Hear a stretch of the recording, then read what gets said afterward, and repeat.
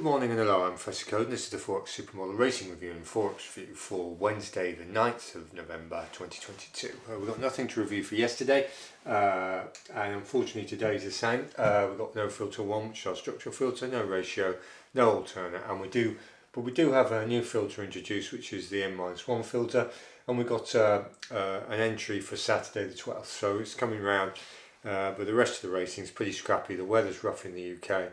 And generally there's nothing that fits the criteria, so the account static at approximately plus 52.6 units in profit from a peak of about 72, so 20 units have come off. We've had about 22 bets without a winner, and we've had about 12 seconds, so just over 50% seconds, decent odds, nothing's clicked. So that's where the racing is. Unless they pull it, we've got a selection for the new filter on the Saturday coming up, and we may get one tomorrow anyway, generally from the other filters. So that's that. On the Forex front, foreign currency, yesterday was the American midterms. We're sort of swooping up some results now. It doesn't look like there's been this tremendous red wave, and if you're in the UK, red normally means Labour, but in the United States it's reversed out. So you've got the Republicans are the red party traditionally, and Democrats are designated the blue team, as it were. So anyway, if you look at the Forex, you've got the US 10 years pretty neutral. Nobody's making a move in the bond market.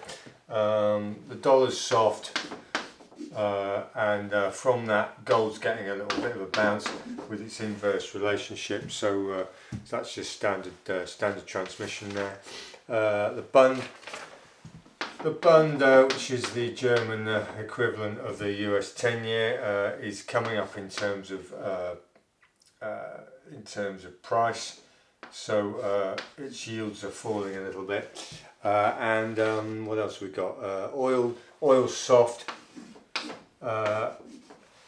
And quite often though, interestingly, if you've got a soft dollar, you'll get an increase in the price of oil, but we've got oil soft, suggesting demand deficiency on oil, which isn't looking great for the US economy.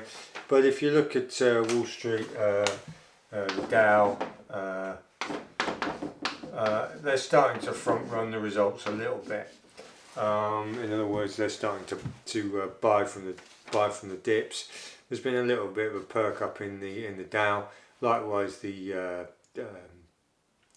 tech, the Nasdaq, and the S&P's got a similar look to it. So the market's just chewing on these results at the moment, as we are. We're not going to be getting a trade in today. Tomorrow though is quite a possible trade with US CPI, consumer price index. So we'll see how that goes. But that's the general scenario there.